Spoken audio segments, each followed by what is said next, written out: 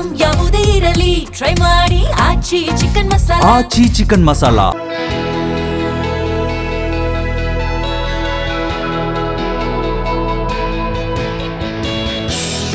ರಾಯಚೂರು ಬಿಸಿಲ ನಾಡು.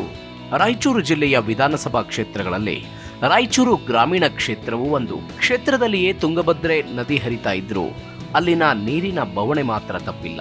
ಕೃಷಿಗಾಗಿ ನೀರು ಕೇಳುತ್ತಿದ್ದ ರೈತರು ಈಗ ಕುಡಿಯೋದಕ್ಕೂ ನೀರು ಕೇಳುವ ಪರಿಸ್ಥಿತಿ ಇದೆ. ರಾಯಚೂರು ಗ್ರಾಮೀಣ ವ್ಯಾಪ್ತಿಗೆ ಹೊಂದಿಕೊಂಡಿರುವ ತುಂಗಭದ್ರಾ ನದಿ ತೀರದ ಮಂತ್ರಾಲಯವು ರಾಘವೇಂದ್ರ ಸ್ವಾಮಿಗಳ ಮಠದಿಂದಾಗಿ ವಿಶ್ವ ಪ್ರಸಿದ್ಧವಾಗಿದೆ. ರಾಯಚೂರಿನಲ್ಲಿರುವ ಐತಿಹಾಸಿಕ ಕೋಟೆಗಳು ವಿಜಯನಗರ ಸಾಮ್ರಾಜ್ಯ ಮತ್ತು ಬಹುಮನಿ ಸುಲ್ತಾನರ ಕಾಲದ ವಾಸ್ತುಶಿಲ್ಪಕ್ಕೆ ಸಾಕ್ಷಿಯಾಗಿವೆ. ಇಂತಹ ಕ್ಷೇತ್ರದಲ್ಲಿ 2023ರ ಚುನಾವಣೆಯಲ್ಲಿ ಕಾಂಗ್ರೆಸ್ ಬಸನಗೌಡ ದದ್ದಲ್ ಮೂಲಕ ಗೆಲುವು ಸಾಧಿಸಿದೆ.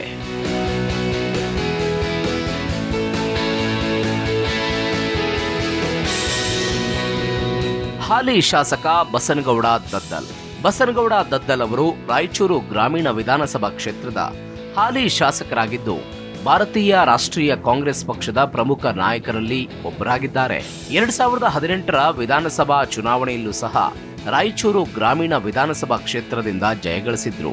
ಇದೀಗ ಕರ್ನಾಟಕ ವಿಧಾನಸಭೆಯ ಸದಸ್ಯರಾಗುವುದರ ಜೊತೆಗೆ ಕರ್ನಾಟಕ ಮಹರ್ಷಿ ವಾಲ್ಮೀಕಿ ಪರಿಶಿಷ್ಟ ಪಂಗಡಗಳ ಅಭಿವೃದ್ಧಿ ನಿಗಮದ ಅಧ್ಯಕ್ಷರಾಗಿ ಕಾರ್ಯನಿರ್ವಹಿಸುತ್ತಿದ್ದಾರೆ.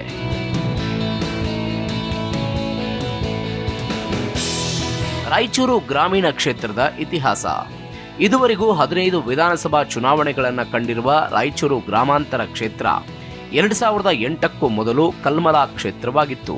2008ರಲ್ಲಿ ಕ್ಷೇತ್ರ ಮರುವಿಂಗಡಣೆಯ ವೇಳೆ ಕೆಲವು ಪ್ರದೇಶಗಳನ್ನು ಬದಲಿಸಿ ಕಲ್ಮಲಾ ಕ್ಷೇತ್ರವನ್ನ ರಾಯಚೂರು ಗ್ರಾಮಾಂತರ ಕ್ಷೇತ್ರವಂತ ಹೆಸರು ಬದಲಾಯಿಸಲಾಯಿತು. 1962ರಲ್ಲಿ ಕ್ಷೇತ್ರದ ಮೊದಲ ಬಾರಿಗೆ ಚುನಾವಣೆ ನಡೆದಾಗ ಕಲ್ಮಲಾ ಕ್ಷೇತ್ರವನ್ನ ದಲಿತ ಮಹಿಳೆಯರೊಬ್ಬರು ಪ್ರತಿನಿಧಿಸಿದ್ದು ಕ್ಷೇತ್ರದ ವಿಶೇಷತೆ. ಕ್ಷೇತ್ರವನ್ನ 8 ಬಾರಿ ಕಾಂಗ್ರೆಸ್ ಶಾಸಕರು, ಜನತಾ ಪಕ್ಷ, ಜನತಾದಳ, ಜೆಡಿಎಸ್ ಹಾಗೂ ಸ್ವತಂತ್ರ ಶಾಸಕರು ತಲಾ 1 ಬಾರಿ ಪ್ರತಿನಿಧಿಸಿದ್ದಾರೆ.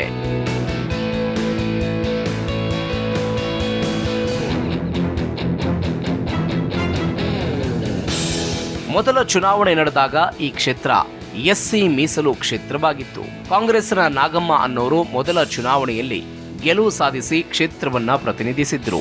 1967ರಲ್ಲಿ ನಡೆದ ಎರಡನೇ ಚುನಾವಣೆಯಲ್ಲಿ ಕಾಂಗ್ರೆಸ್ನ ಎನ್ ಶೇಷಪ್ಪ ಮತ್ತು 1972ರಲ್ಲಿ ಶಿವಣ್ಣ ಭೀಮಪ್ಪ ಗೆದ್ದು ಕ್ಷೇತ್ರವನ್ನ ಪ್ರತಿನಿಧಿಸಿದ್ರು.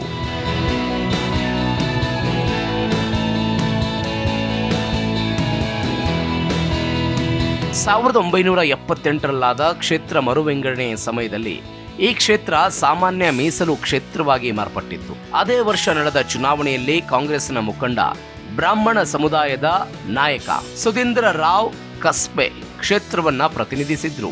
1980ರಲ್ಲಿ ಅವರು ಮುಜರಾಯಿ ಇಲಾಖೆಯ ಸಚಿವರಾಗಿಯೂ ಆಯ್ಕೆಯಾಗಿದ್ರು. 1983ರಲ್ಲಿ ಅವರೇ 2ನೇ ಬಾರಿಗೆ ಗೆಲುವು ಸಾಧಿಸಿದ್ರು.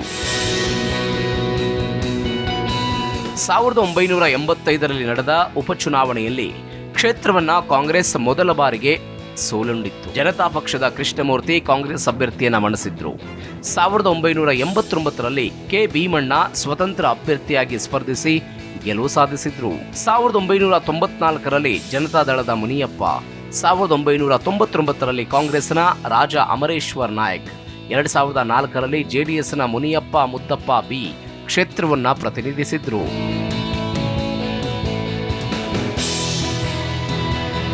ಕಳೆದ 4 ಚುನಾವಣೆಗಳ ಫಲಿತಾಂಶ.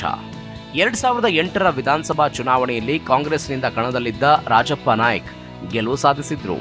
ಅವರು 34,432 ಮತಗಳನ್ನು ಗಳಿಸಿ ಜನತಾದಳದಿಂದ ಕಣದಲ್ಲಿದ್ದ ರಾಜಾ ರಂಗಪ್ಪ ನಾಯಕ್ ಅವರನ್ನ ಸೋಲಿಸಿದ್ರು.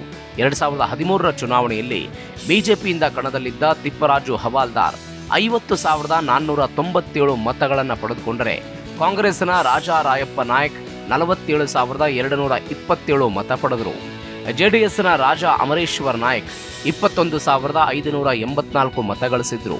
ಆ ಮೂಲಕ ತಿಪ್ಪರಾಜು ಹವಾಲ್ದಾರ್ 3,270 ಮತಗಳ ಅಂತರದಿಂದ ಗೆಲುವು ಸಾಧಿಸಿದ್ರು. 2018ರಲ್ಲಿ ಕಾಂಗ್ರೆಸ್ನಿಂದ ಕಣದಲ್ಲಿದ್ದ ಬಸನಗೌಡ ದದ್ದಲ್ 66,656 ಮತ ಪಡೆದರೆ ಬಿಜೆಪಿಯ ತಿಪ್ಪರಾಜು ಹವಾಲ್ದಾರ್ 56,692 ಮತ ಪಡೆದುಕೊಂಡರು. ಆ ಮೂಲಕ ದದ್ದಲ್ 9,964 ಮತಗಳ ಅಂತರದಿಂದ ಗೆಲುವು ಸಾಧಿಸಿದ್ರು. 2023 ಚುನಾವಣೆಯಲ್ಲಿ ಕಾಂಗ್ರೆಸ್ ಅಭ್ಯರ್ಥಿಯಾಗಿ ಬಸನಗೌಡ ದದ್ದಲ್ ಮತ್ತೊಮ್ಮೆ ಕಣದಲ್ಲಿದ್ದು 1,03,856 ಮತ ಗಳಿಸಿದ್ರು. ಬಿಜೆಪಿಯ ತಿಪ್ಪರಾಜು ಹವಾಲ್ದಾರ್ 90,399 ಮತ ಗಳಿಸುವಲ್ಲಿ ಮಾತ್ರ ಶಕ್ತರಾದರು. ಆ ಮೂಲಕ ದದ್ದಲ್ 13,457 ಮತಗಳ ಅಂತರದಿಂದ ಗೆಲುವು ಕಂಡಿದ್ದಾರೆ.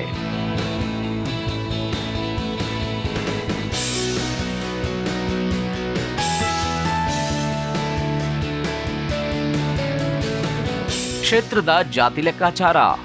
ರಾಯಚೂರು ಗ್ರಾಮೀಣ ಕ್ಷೇತ್ರದಲ್ಲಿ ಎಸ್ಟಿ ಸಮುದಾಯಕ್ಕೆ ಸೇರಿದವರೇ ಹೆಚ್ಚಿನ ಸಂಖ್ಯೆಯಲ್ಲಿದ್ದಾರೆ. ನಂತರ ದಲಿತರು ಮತ್ತು ಅಲ್ಪಸಂಖ್ಯಾತ ಸಮುದಾಯದ ಮತಗಳಿವೆ. ಈ ಕ್ಷೇತ್ರದಲ್ಲಿ ಶಾಸಕ ಯಾರಾಗಬೇಕು ಅನ್ನೋದನ್ನು ನಿರ್ಧರಿಸುವಲ್ಲಿ ಎಸ್ಟಿ ಸಮುದಾಯದ ಪಾತ್ರ ನಿರ್ಣಾಯಕವಾಗಿದೆ. ಎಸ್ಟಿ ಸಮುದಾಯದ 80,000, ಎಸ್ಸಿ ಸಮುದಾಯದ 30,000 ಹಾಗೂ ಅಲ್ಪಸಂಖ್ಯಾತ ಸಮುದಾಯದ 17,000 ಮತಗಳು ರಾಯಚೂರು ಗ್ರಾಮೀಣ ವಿಧಾನಸಭಾ ಕ್ಷೇತ್ರದಲ್ಲಿವೆ.